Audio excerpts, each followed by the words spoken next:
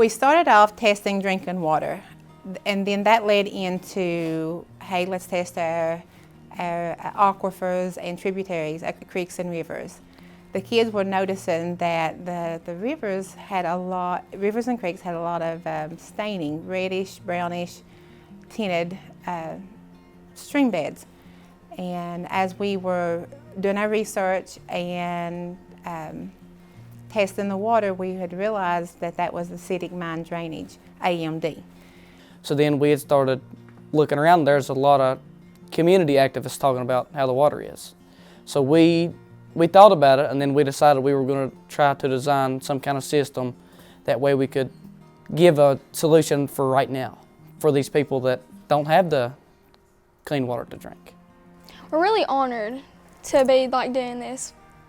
We're really hands-on with stuff, and we like experimenting, I guess. And this is really going to help a lot of people. Yeah, I think it's very important because we get to try and solve something for our community that's a very big problem, and it's not recognized enough. Before, we've always did long-term projects, labs, but I've really seen the interest in the kids with this project.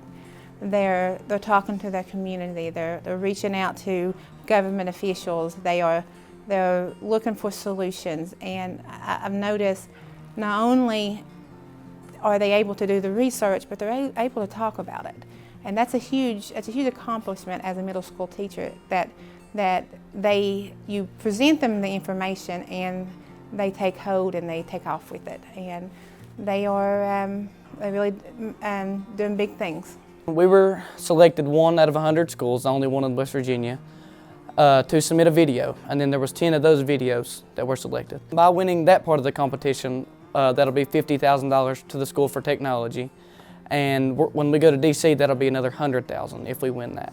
It really opens up a lot of doors for our future, and this is something that we could take part in when we get older, and we can still continue on with, and just something that we could do as a job and solve a big problem for people.